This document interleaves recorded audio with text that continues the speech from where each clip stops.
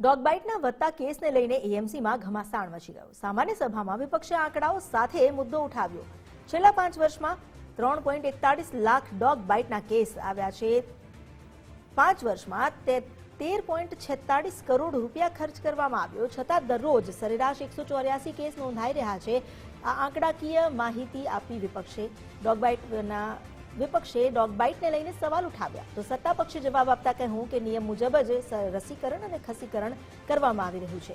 એએમસીએ dog shelter બનાવવાની યોજના પણ કરી છે। દરેક અર્બન હેલ્થ સેન્ટર પર રેબિસની રસી ઉપલબ્ધ છે। डेली एवरेज निकाला जाए तो स्ट्रीट डॉग के काटने के कारण 184 केसेस डेली अहमदाबाद शहर की जनता को उसका सामना करना पड़ता है। वही अहमदाबाद म्युनिसिपल कॉरपोरेशन इन स्ट्रीट डॉग के खसीकरण यानी स्टरलाइजेशन की बात की जाए तो पिछले 5 वर्षों में 13.5 करोड़ रुपए की बड़ी रकम स्ट्रीट डॉग के ऊपर की गई है।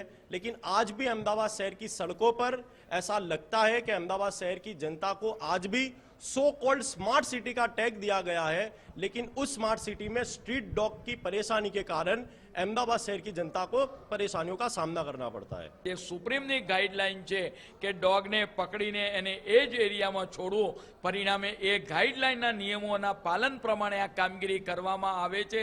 પરંતુ જ્યારે કોઈ ડોગ વધારે એગ્રેસિવ હોય તો આવનાર સમયગાળા દરમિયાન મહાનગરપાલિકાએ 2 પ્લોટ આઈડેન્ટિફાઈ કરી ડોગ શેલ્ટર હોમ કે ભાઈ એ કૂતરાને 15 દિવસ સુધી રાખી અને નોર્મલ કઈ રીતે થાય તેના સ્વભાવની અંદર એનો એગ્રીવનેસ કઈ રીતે કંટ્રોલમાં આવે એ માટેના પ્રયત્નો, એના માટેનો ડોગ શેલ્ટર હોમ બનાવવામાં આવશે। આમ નગરજનોની સુરક્ષા પાછળ આ ખસીકરણનો ખર્ચ અને રસી આપવાનો ખર્ચ મહાનગરપાલિકા દ્વારા કરવામાં આવતો હોય છે।